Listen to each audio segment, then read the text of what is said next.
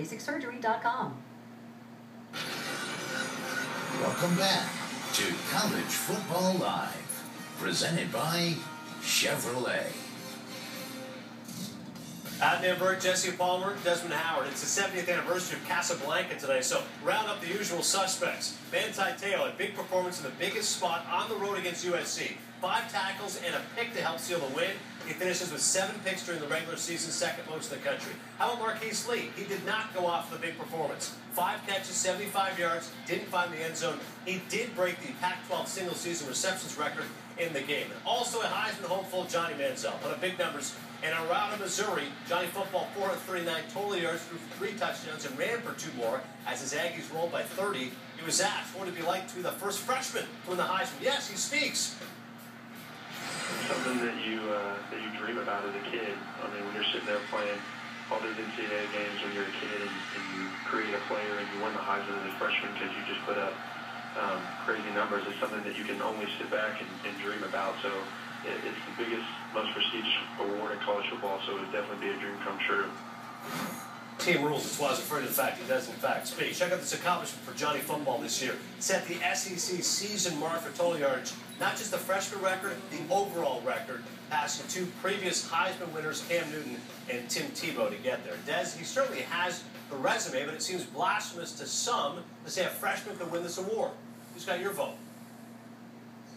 Well, I'm not worried about his classification. I look at numbers, but I'm a guy who I judge a person not only by what they do, but who they do it against also. He had 3 big tests. The Alabama game, which he passed. And I think that it was bigger than Johnny, though. His teammates, they really stepped up in that game, made some plays they hadn't made all year. And then LSU, and then the Florida game, which obviously he didn't fare well in those games. But he's an exciting young player. What you wonder about now is that you don't know anything about him as a person. Obviously, this is the first time that the Aggies, that they let him speak, and I missed the teleconference because I'm doing the show. So the only other thing, he had, it seems like Johnny Football had a run with Johnny Law, which resulted in Johnny Football having a shirtless mugshot. So you never know how that's going to weigh with some of these voters, especially when you're going up against a guy like Manziel or a guy like Colin Klein, whose images seem to be pretty squeaky clean. But I think his numbers speak for themselves, and when you watch him, he has a catalog of highlights. I mean, for a first-year starter, this kid can put together about a 60-minute clip of highlights. Yeah, Johnny, be good. So let me get this straight, Jesse. Colin Klein loses 1 game against Baylor. Manziel's lost 2 games, but the numbers have been bigger, I guess, in his favor. Heisman race has changed dramatically. Who's got your pick?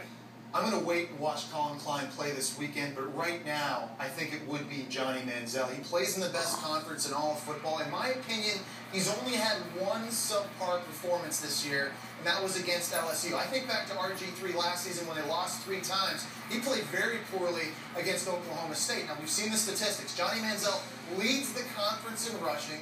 He's got more total yards per game than Tim Tebow or Cam Newton when they won their respective Heismans, playing in the same conference. And at the end of the day, Johnny Manziel has something that a lot of these other Heisman candidates don't have, and that's a Heisman moment. Winning on the road at then #1 Alabama. I understand he's only a freshman, but to me, up to this point, he's been the most outstanding player in the country, especially when it comes to what he's done on the field. Yeah, and Manziel certainly to get votes as the best player on the #1 team, but you're right, it was that moment. Manziel certainly has one of the highlights. Still to come here on College Football Live. Week 13's top plays. It was rivalry weekend and no shortage of plays that'll make you gasp and maybe throw something. That's next.